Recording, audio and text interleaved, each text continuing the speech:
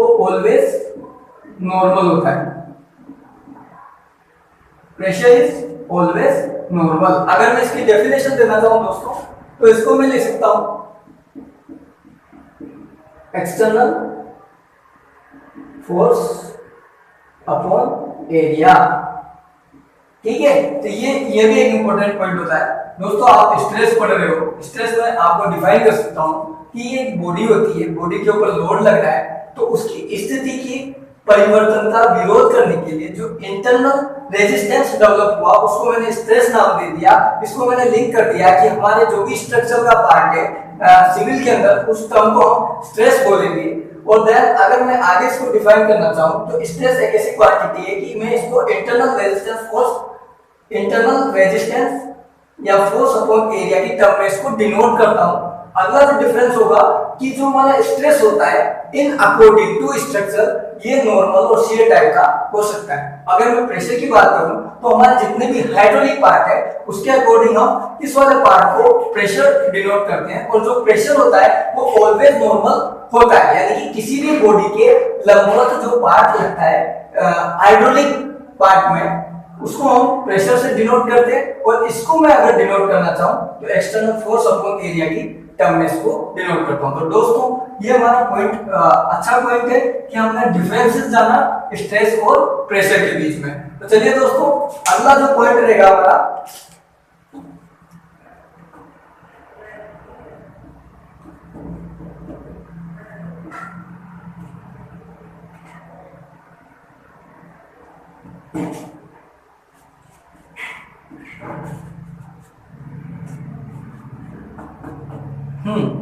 अब मैं दोस्तों बात करता हूं यहां पर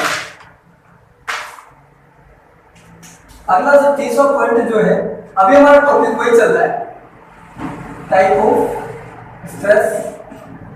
ठीक है, इसमें अब जो हमारा पॉइंट रहेगा वो सबसे पहले मैं बात करूंगा यूनिट ऑफ स्ट्रेस की।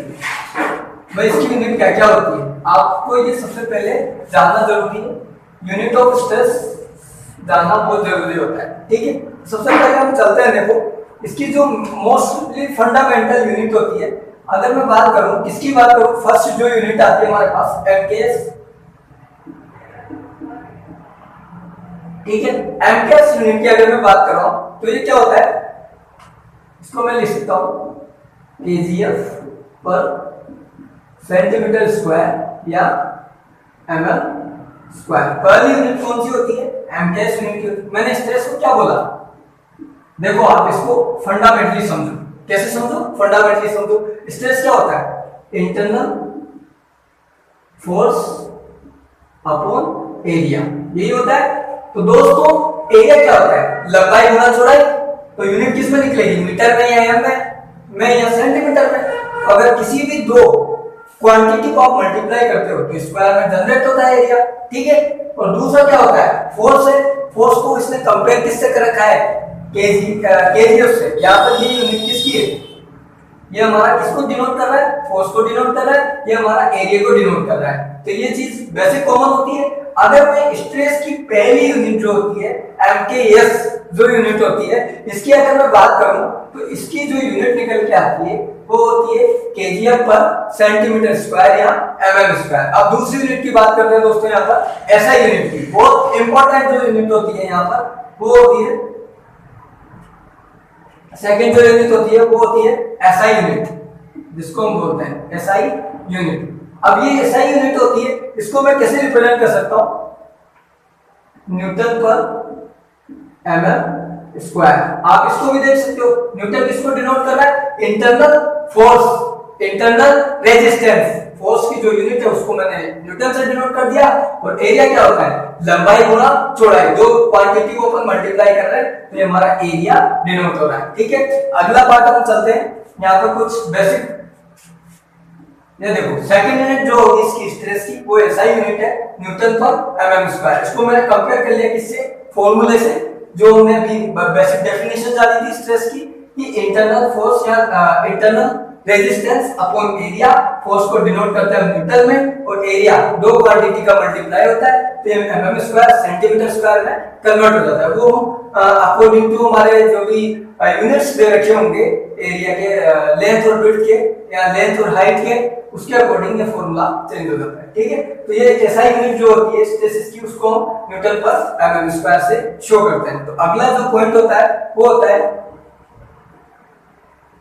तीसरा जो पॉइंट है दोस्तों यहाँ पर वो होता है हमारे पास पास्कल का। पास्कल ये मैं अच्छे से समझाऊंगा आपको। ये जो थोड़ा सा पार्ट है ये हमारे फ्लूइड मैकेनिक्स का पार्ट है, उस पर भी हम आएंगे दोस्तों। तो यहाँ पर आप कॉमन सी ये जानो कि हम पढ़ क्या रहे थे, स्ट्रेस की बेसिक डेफिनेशन, उसके बाद सेकंड पॉइंट आया हमारे पास टाइप ऑफ स्ट्रेस को हमने देखा, उसके बाद हम हमारा जो थर्ड पॉइंट जो आया हुआ था हमारे पास यूनिट ऑफ स्ट्रेसेस, जिसमें सबसे पहले हमने एमकेएस यूनिट देखी, केजीएम पर सेंटीमीटर स्क्वायर या एमएम स्क्वायर। दोस्तों उसको मैंने कंपेयर कर दिया यहाँ पर इंटरनल फोर्स अपॉन एरिया से।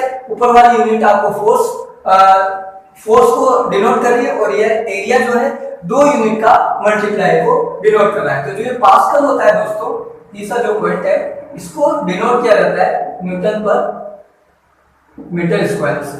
तो जो ये हमारी यूनिट होती है दोस्तों वो यही होती है newton per metre square. Pascals as a pascals pressure की यूनिट होती है, वो हम आगे भी देखेंगे, बट उसको मैंने कंपेयर करना आपको सिखाया कि स्ट्रेस किसको बोलेंगे, प्रेशर किसको बोलेंगे।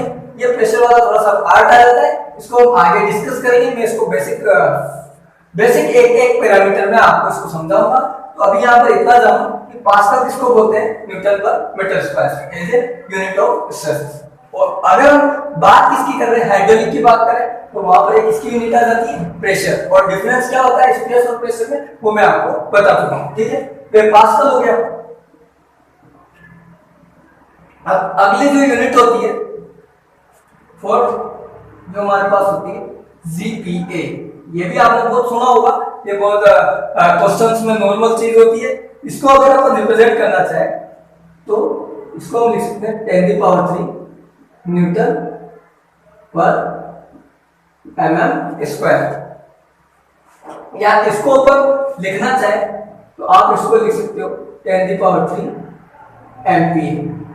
और अगर आप देखना चाहे एक एमपीए जो होता है वो होता है 1 न्यूटन पर mm स्क्वायर। तो चलिए दोस्तों, इस प्रकार से आज हमारा जो टॉपिक था वो था हमारे पास टाइप ऑफ स्ट्रेसेस, इसके मैंने बेसिक फंडामेंटल समझाया। उसके बाद सेकंड जो पॉइंट आया स्ट्रेस और प्रेशर में डिफरेंस आपको बताया। उसके बाद हमने डिस्कस किया कि यूनिट ऑफ स्ट्रेसेस क्या होती है, क्योंकि ये हमारा स्ट्रक्चर का इंपॉर्टेंट पार्ट है, तो एक एक पॉइंट को यहाँ पर जानना बहुत जरूरी होता है। तो दोस्तों जो कोई भी आपके क्वेरीज हैं दोस्तों, मेरे चैनल पे जाके आप देख सकते हैं, पवन श्रृंगी एजुकेटर चैनल पे। आप कमेंट बॉक्स में कमेंट कर सकते हो दोस्तों, और मुझे सजेस्ट कर सकते हो कि मैं आपके लिए